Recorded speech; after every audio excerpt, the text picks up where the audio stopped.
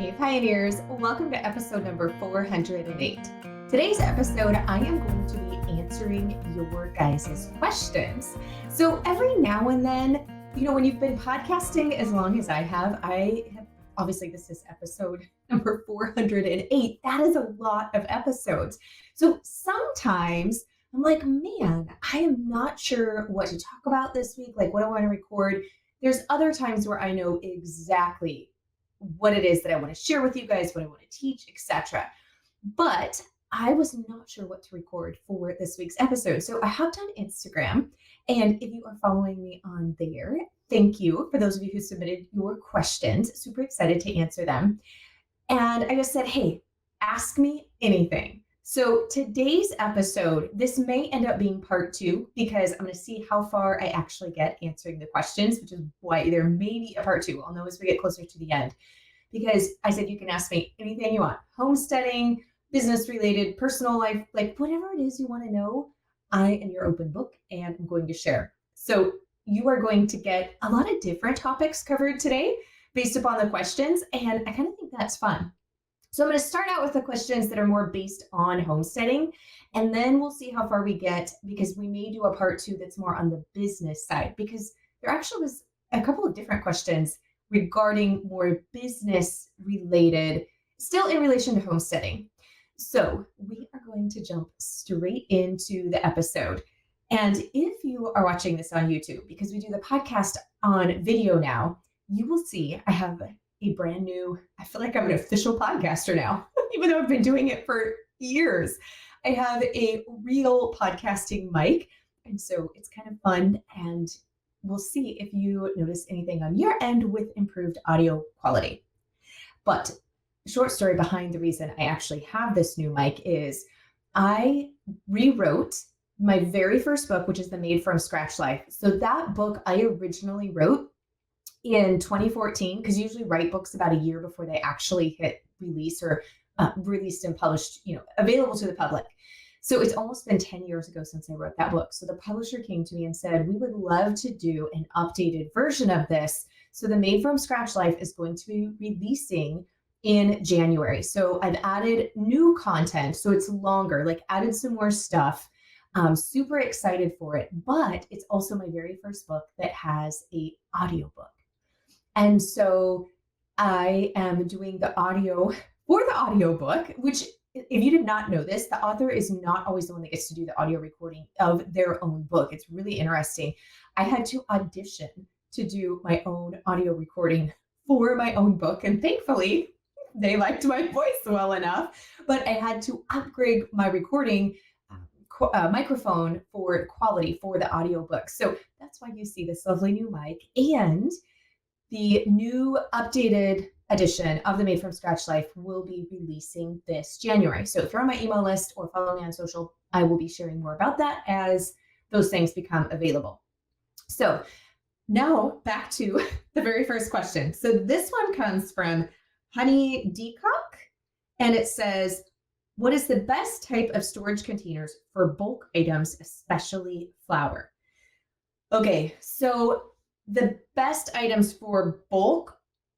So when you're saying bulk, in my mind, that's obviously more than like a gallon size. So if it's anything that's like a gallon, half gallon, quart, etc., then of course I just love my glass mason jars. It is really hard to beat a mason jar because you can get them to be airtight. Obviously, glass is going to keep out bugs and pests, and I just love a good mason jar, even the bigger ones for storage. But I don't really consider, I guess depends on what the item is, a gallon to be truly bulk food storage.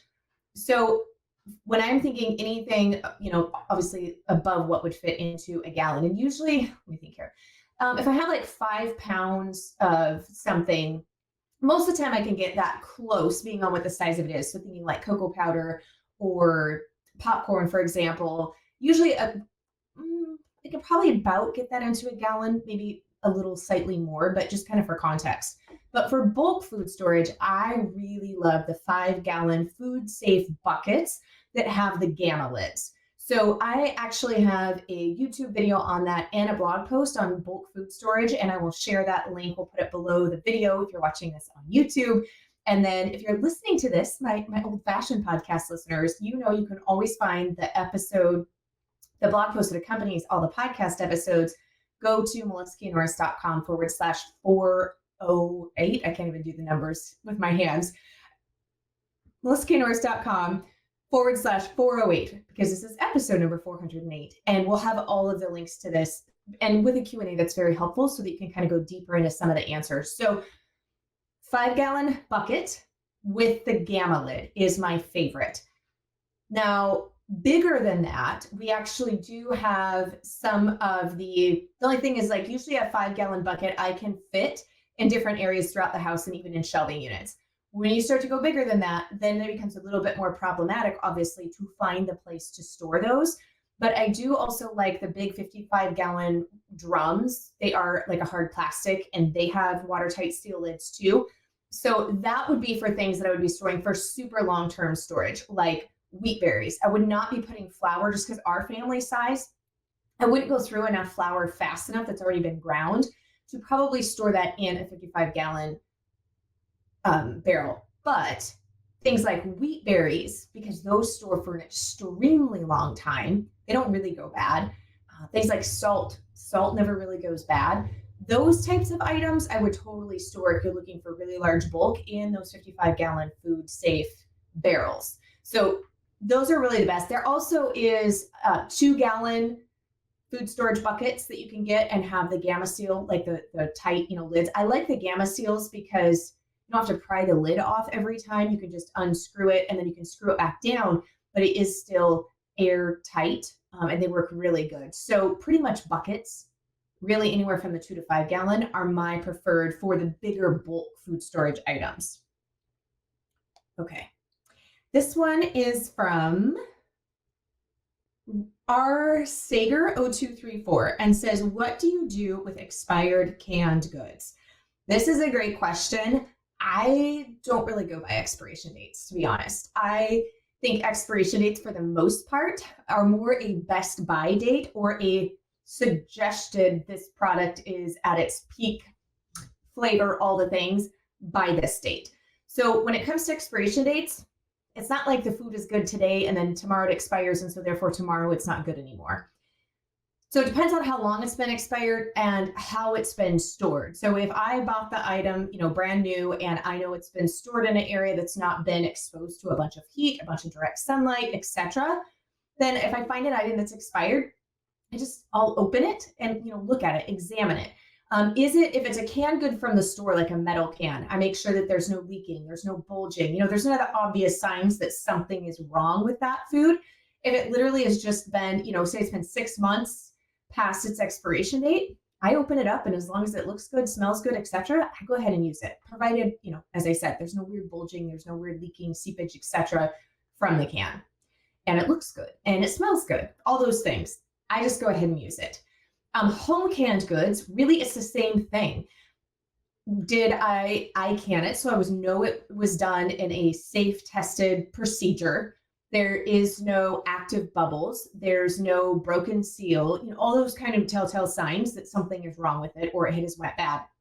But I have used canned goods just where, lack in food rotation, where somehow a jar got pushed to the back, it didn't get brought forward. It happens. And it's been a jar that I canned 5 years ago. They're fine. Nothing wrong with them. So I don't really, like I said, I don't really go by expired. That's more a best use date by. And as long as it looks good, smells good, etc., I go ahead and use it up. Now, if it was like, that it's just, you're not sure, maybe somebody I don't know. I've had where we've, had to clean out different houses, different things like that, where you don't really know how it was stored. Then, I don't know that I would risk it at that point. And so if it's something that you suspect has like botulism poisoning or it has botulism in it, then there are very specific ways that you need to dispose of it. You need to wear gloves. You do not inhale it. Things have to be boiled, have to be sterilized. So that's very different. It's just to the point where I don't really know if it's good or not. I don't really feel comfortable eating it. You could put it in a compost pile. You could take it to the dump. However you would normally dispose of food. And a follow-up to that says, how can you tell if canned goods have gone bad? Well, I guess I should have read that in correlation because I kind of answered it. But in general, bulging, seeping, active bubbles, it doesn't look right. Like, you know what a, canned cranberry should look like. If it smells odd. Now, the thing with botulism, though, back to that, especially home canned goods, botulism has no odor. You can't smell it, you can't taste it. So that is making sure that things have been canned using updated safe procedures, tested recipes, times, etc. for that food, which is why I have both my book, Everything Worth Preserving, that walks you through that, as well as our home canning course that is also inside of the Pioneering Today Academy. So if you are a member of the Pioneering Today Academy or you have that canning course, go through it. I walk you through all of that, including what to do, exactly how to safely dispose of things if you do suspect that there is botulism. And you can also grab my book, Everything Worth Preserving, if you're like, okay, I want to make sure that I am canning and using all the different food preservations in a manner that is tested and safe, so I don't have to worry about that. This one is from Sunny Side Up CT and says, can any string bean be eaten as a dried bean? Yes, absolutely. So any green bean, be it a string bean or a non-string bean, because not all green beans need to be strung. There are stringless green bean varieties that you don't have to string them before you eat them, but they're still green bean. But any of those, provided that you let it develop long enough to develop the bean inside the pod, can be eaten as you would any type of shelled bean or as a dried bean. So you just have to let them develop long enough. Now, there's some varieties that have more flavor than others. So that would be something you could kind of test out. But yeah, any type of green bean you can also eat as a dried bean. You just have to let it develop to that point. Okay, this question is from Regina Della Cecinas and says, the best pressure canner. Okay. This one, there is really no best pressure canner.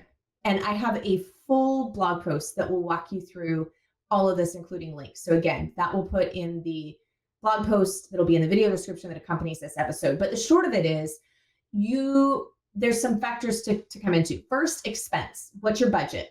The All-American is my favorite brand, but it is more expensive than, say, Muro or Presto. So that's something to consider, is your budget. The biggest thing that you need to consider is your stove type, because that is going to dictate both the brand and the size. So within the different brands, be it Presto, I'm not sure if Muro is actually still in manufacturing. That was the first brand of pressure canner that I bought 24 years ago now. And at that time, they were being manufactured. I don't know if that brand is still in existence or not, but Presto is very similar to it. But you have to know your stove type. So if you have a glass top stove, then you are not going to be able to use the All-American because of the way the bottom is and because they're heavy. And so it'll likely crack it. But if you have a coil electric or a gas, propane or liquid gas stove, then you can use any of the models. Totally fine. If you have an induction top of your stove, then I believe there's only one pressure canner, and I think it's from Presto, that you can actually use on that will actually heat up to the way the metal is. Now, you can use, you can get side burners, both outside, like a propane burner, and certain electric burners, as provided they have a big enough base so that the pressure canner can sit on it without tipping, and is large enough electricity-wise that it can raise and keep the pressure up heat-wise. So you have some options there, even if your stove type is not ideal. The other thing, though, of your stovetop is also your clearance. So if you have a hood or a microwave or even cupboards up above, we have a microwave that's built into the cupboards and it has a fan in it in place of an actual hood. And so my All-American, which is the 21.5 quart, that is the tallest that I can go. If it was any taller, it would actually hit. I wouldn't be able to fit it between the bottom of the microwave where the fan is, the top of the pressure canner. If I got any that was taller or larger, wouldn't be able to fit on my stove. It would come up against that. So you do want to think about height and make sure that you have enough clearance for whatever size pressure canner you get if you have stuff above your stove like that. So aside from that, the other thing to consider is the size of the pressure canner itself. So if weight on you don't have a glass stove top, so weight is not an issue. Also, your ability to carry it. So the bigger it is, the heavier it is, right? And then you have to put your water in it. And if you don't have a pot filler, that's something you're either going to be carrying multiple trips of water to get into the pressure canner, but just making sure that it's something that you can lift and move. So if you have a shoulder injury, a neck injury, or something like that, or you can't carry really heavy things, then getting one of the really big ones, that might be something that you're going to be thinking about. Now, technically, at this time of the recording, there are some electric pressure canners on the market, and I have a podcast episode video here on YouTube that I did on that with my opinion on electric pressure canners. You can go and listen to that. I don't personally recommend them. And another thing that actually I was thinking about just this past week is we were doing a ton of canning. We're in the middle of harvest season right now. A weekend before last, that canner was going almost all day long for 3 days in a row. And we now have a propane stove, but I canned and cooked exclusively on an electric stove for over 24 years. That's all we only had growing up was an electric stove. It's all I used until last year. We actually got a propane stove put in. And so my husband and I were chatting, and I'm like, one of the great things that I love about this stove is even if the power goes out, I can still can. Like I can cook and can, and it's not affected by having electricity. And even though we have a generator, I know that if the power's out for an extended period of time, because we've had power loss for almost, our record here has been just shy of 14 days. It was like 13 days and 12 hours or something. So I know what it is to go without power for a decent amount of time. And we have our generator, but your generator will not operate, or at least ours wouldn't operate, and you have to have the gas for it, right? Keep it going. Wouldn't operate our electric stove enough that I could reliably run my pressure canner on it. And so if we have an extended power outage like that, I like knowing that I don't have to try to run a generator to power an electric pressure canner, that if food was starting to go, like for some reason we couldn't keep the deep freezer going and I needed to can up a bunch of the meat that we had in our deep freezer, I could do it on my propane stove with my pressure canner because it's not an electric pressure canner without worry. So to me, it's just a peace of mind thing, is one of the other, besides some different safety factor concerns that I have, that I would not go with an electric pressure canner.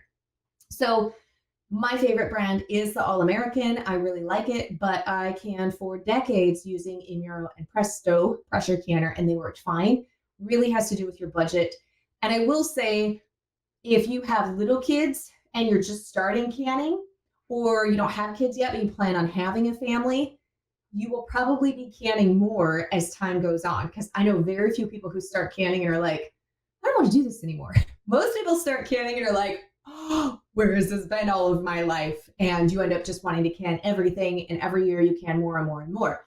So the reason I say that is because I started out with a smaller Presto canner. My husband and I were newlyweds. And then we had a family of 4 now. We have our 2 kids. And I am so happy that I have my All-American. I ended up upgrading about 7 years ago now, I think, to that one. And it's a double stacker. So I can do 19 pints at one time in the All-American.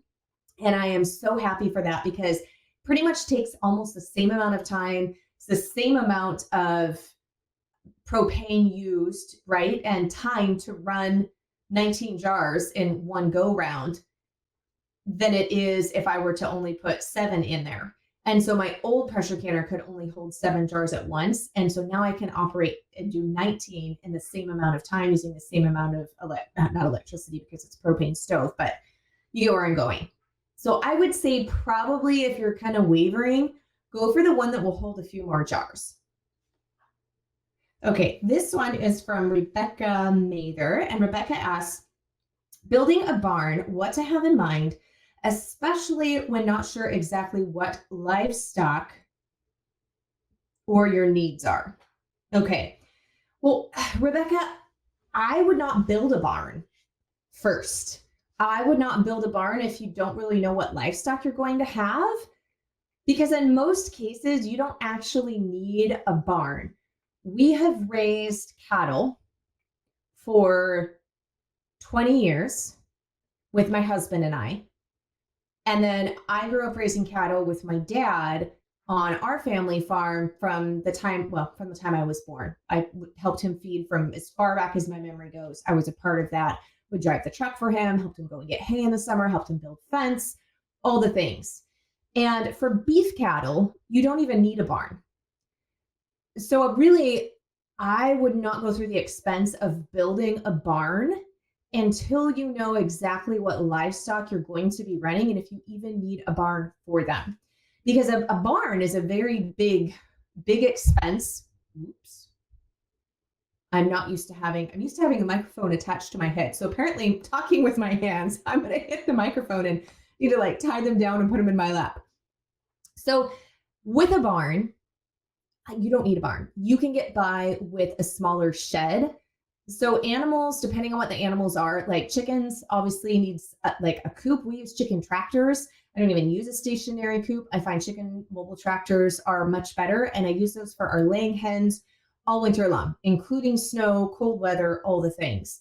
For pigs, we never used a barn either. They do need to have shelter, but we simply used pallets and just created a little area that they could go in. We could put some hay in so that they had an area that they could bury down and stay warm in.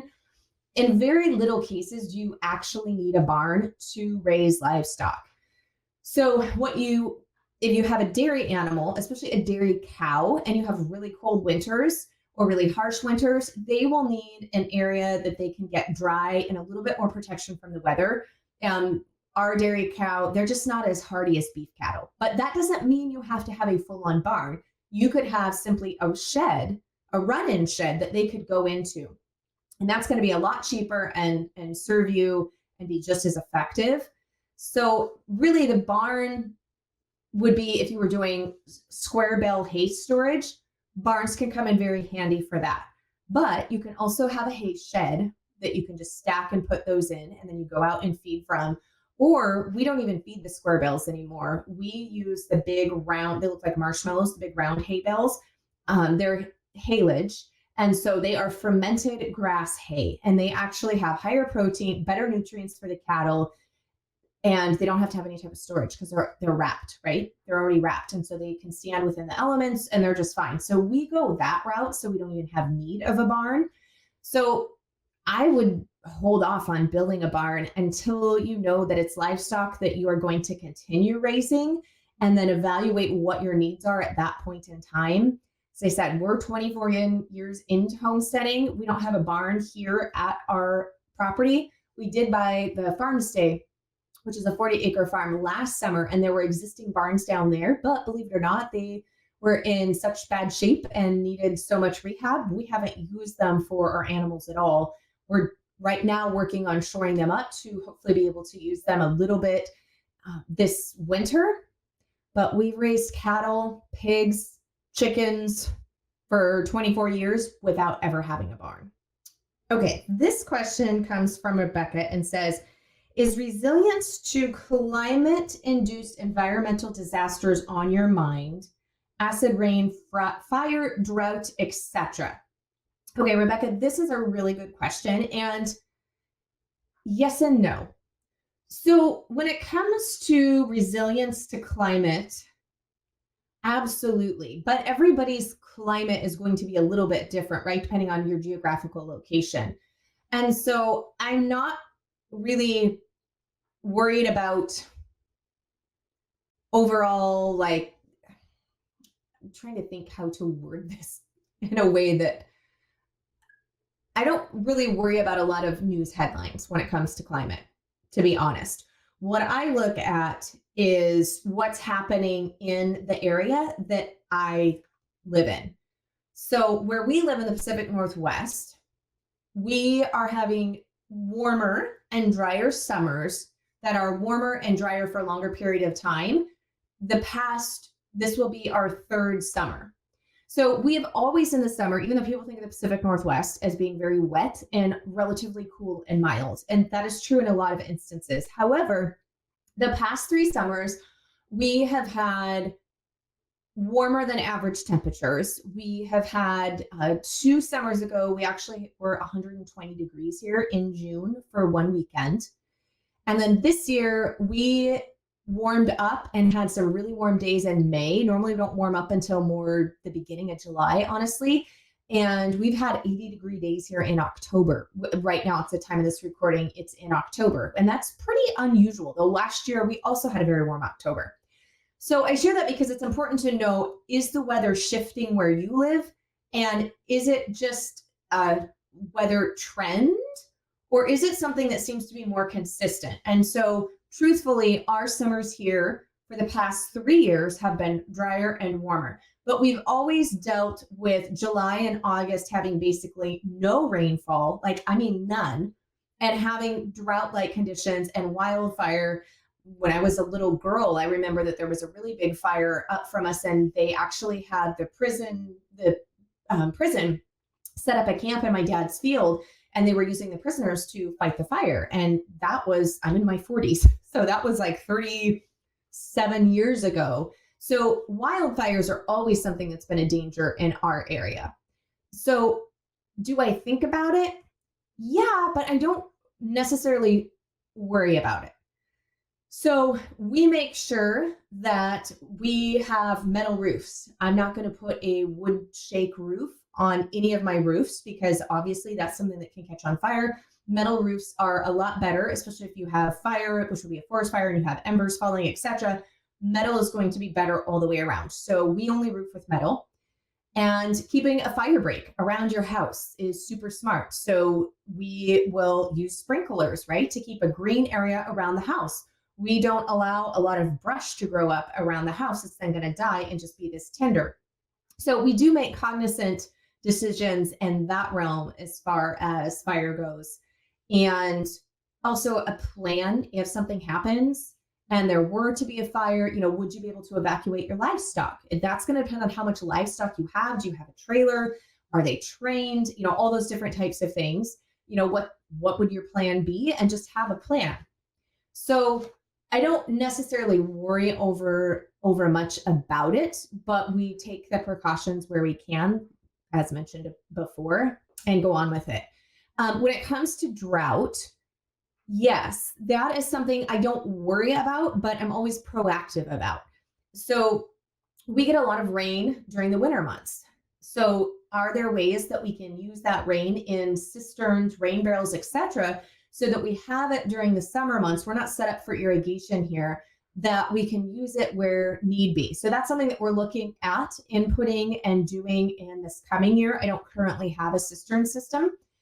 Other things are looking at our pasture, because for me, I'm more concerned drought-wise with keeping my grass growing all summer, because we have a herd of, soon to be 30 head of cattle, and I don't want to have to buy and feed hay in the middle of summer when normally my grass would be growing, but we're so dry. So looking at ways that I can increase the carbon that is in my soil, because the more carbon I have in my soil, the more water it absorbs during the rainy months, and then the more it slowly releases that during those drier months, so that I can naturally build up my soil and build up the carbon in my soil so it doesn't dry out even if we do have extended dry periods. Looking at maybe seeding in some different types of grasses that do well in a drought scenario in the summer, making sure that I've put those in. Looking at our garden, am I using mulch, especially larger wood chips, again, that will soak up that moisture during the winter months, but then also act as that sponge so that they can slowly release it. My soil isn't bare and I'm not having to water my garden as much. So I kind of am looking, I'm not worried as much about drought, because that doesn't do us any good to worry about those things, but looking to what I can actually do on my property and have control over, and then begin to implement those things. Now, acid rain, no, I don't worry about that because I can't control that. And so the things that I can't control and we haven't experienced, I don't worry about them. I have got enough things to worry about that I don't really look at those type of scenarios, knowing that there's nothing that I can do right now on my property to mitigate that. And it's not something that I have ever had happen. So I would rather put my energy and focus on the things that I know are more likely to happen or we are experiencing, and then ways that I can make those changes or adaptations, etc., to lessen that negative impact on our homestead. Okay, this one is from Rebecca and says, homesteading things to do in fall and winter now that things are slowing down. Well, I have to say, this early in fall, at the time of this recording, it is the just moving into the latter part of October. We're not slowing down yet. This is actually one of our busiest times because we still are harvesting a lot of things from the garden. I have not had our first killing frost. We had a very light frost this week, but it didn't kill anything. And so we are still bringing in a lot of stuff from the garden, still kind of wrapping up a lot of things. So we haven't really slowed down at this point. We're just starting to bring down some of the trellises from the garden as certain plants have just given all that they have to give. And so we're pulling those down. We are getting, the gutters cleaned before you start to experience the rains of fall. So we're still in kind of heavy prep mode and have not reached that slowdown phase, but I know that it's coming. And so usually in fall, that is making sure, all of the wood is up, the woodshed is filled. The chimneys have been swept and prepped and are ready to go. Gutters have been cleaned out. That we make sure that actually summer is when all the hay and the firewood get cut and dried and seasoned firewood, but then it's getting it from the stacks out in the field where it's been drying into the woodshed that's close to the house. It is, like I said, summertime is when hay comes in. If you wait until fall to get hay for that winter, oh friend, you are very far behind.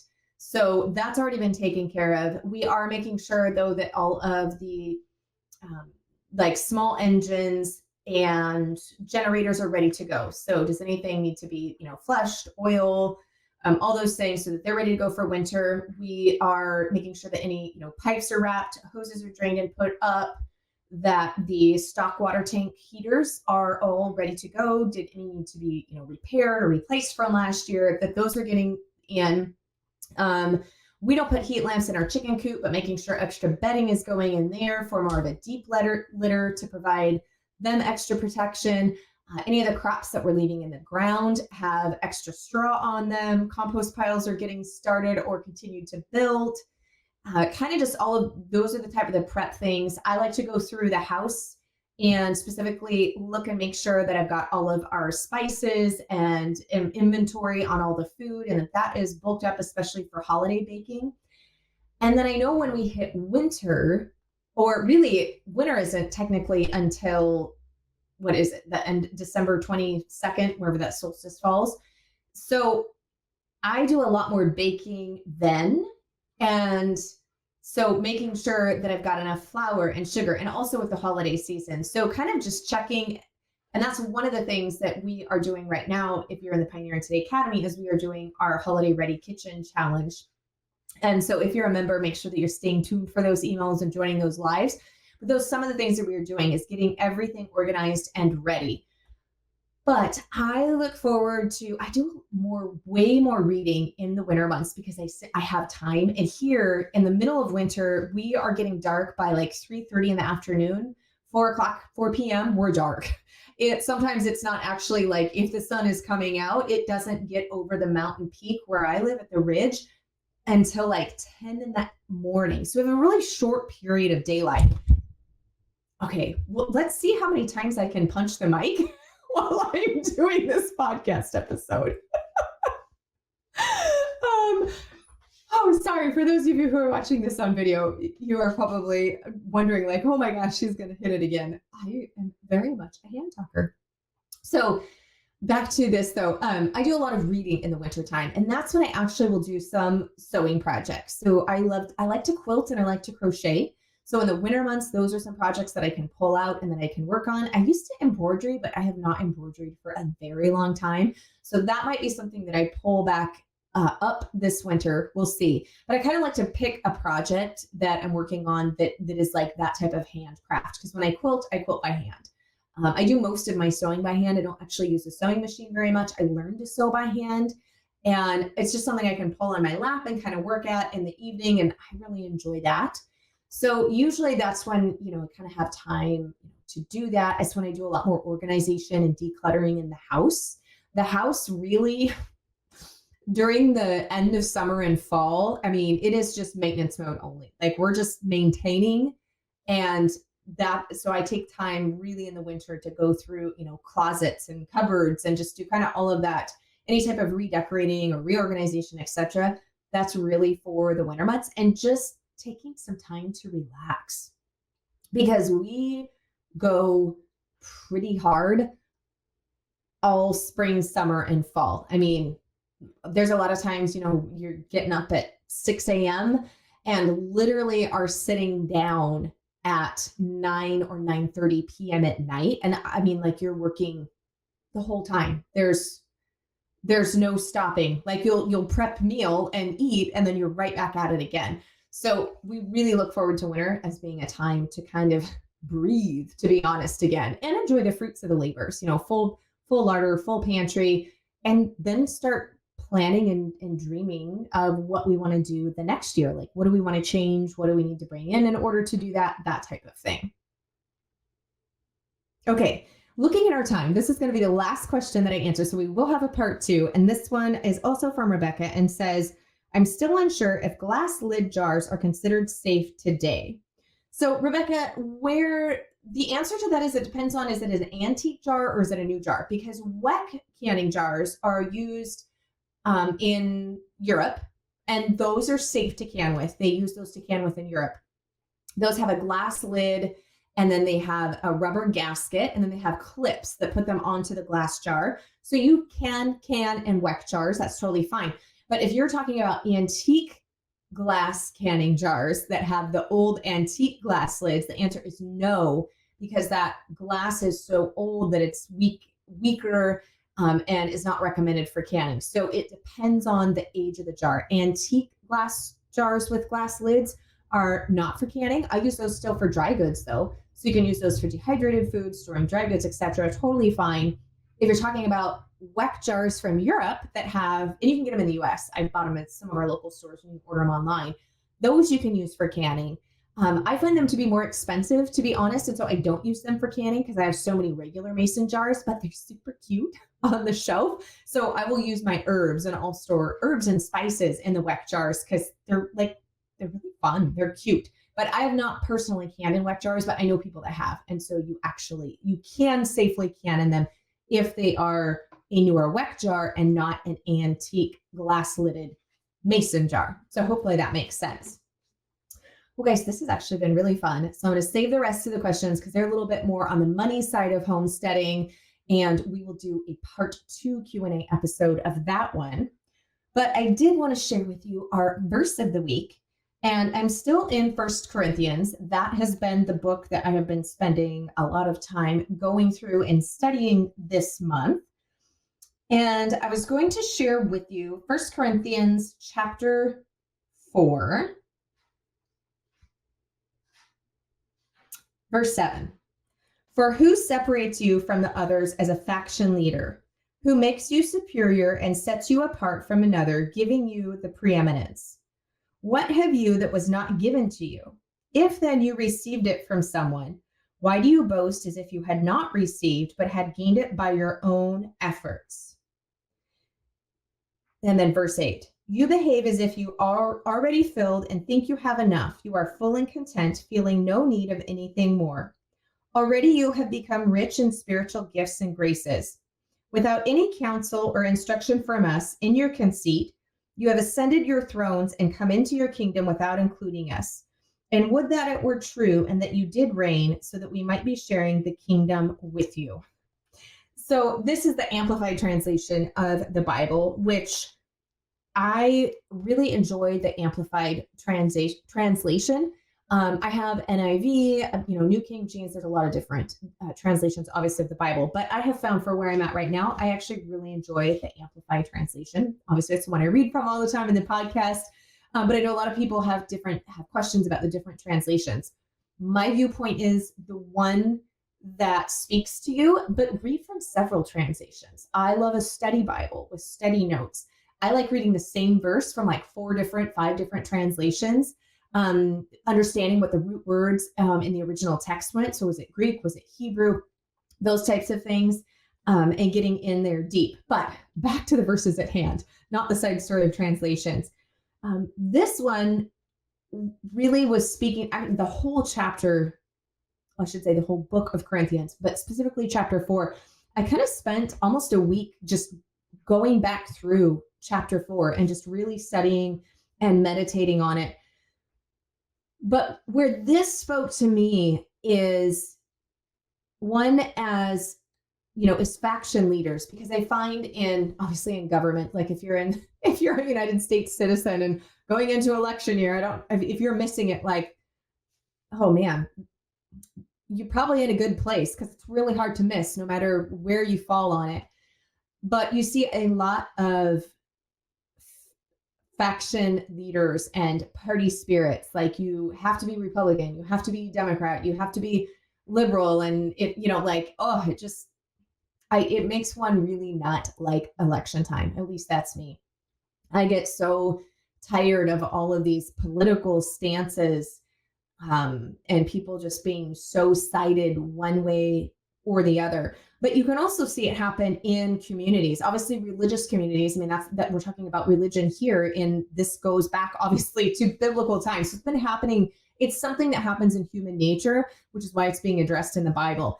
But it's something that I was thinking of myself and really using the scripture, because I found for me, if there's a scripture, or if there's something in the Bible, a verse, a few verses, whatever, that makes me uncomfortable, then I need to figure out, why does that make me uncomfortable? Is it because the Holy Spirit's convicting me of that I might be guilty of that? Is it something where maybe I have a wound there surrounding that, something that's happened in the past, and I, need to let God come in and heal that situation? But I try to really pay attention. If I'm reading something in the Bible and I feel a reaction to it, like, we should always feel a reaction to the Word of God, but where I really feel something, especially, I said, if it makes me feel uncomfortable for some reason, then I think it's something I need to look at. And so as I was personally reading through this, making sure I was checking my heart and making sure that I was acknowledging and am acknowledging that in all the things, any successes that I have had, any of the things that I have, any positions I may have been granted or have been granted, etc., that those are not from my own efforts. Like, I can think that they're from my own efforts, but they are not from my own efforts. They are because God has gifted me with them.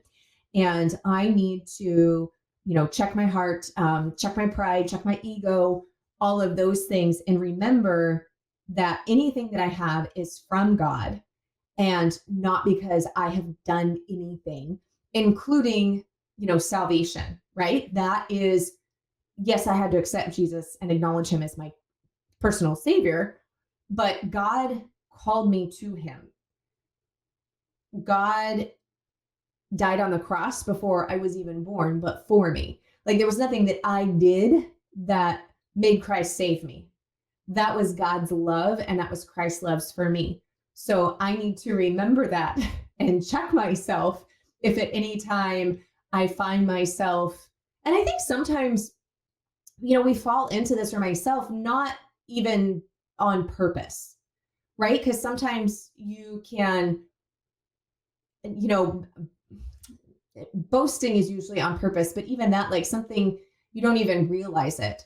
And so for me, it was just really sitting and being reflective on this, and being like, okay, have I boasted or thought that I did something that I didn't do, but it was from a gift from God? And then making sure that I am, basically I'm checking myself, taking it before God, taking it to prayer, asking for forgiveness, and then being very cognizant of my words and attitude within those situations, or in regards to that. So that was just a section that I went back to, as I said, really a lot this week. And so I thought that would be something that I would share with you guys, in case any of you may be dealing with that or not. Well, thank you so much for joining me for today's episode. And we will be doing part 2 on our next episode. That will be dealing with finances and business on the homestead and talking money, which can sometimes be a little bit sticky. So blessings and mason jars for now, my friends.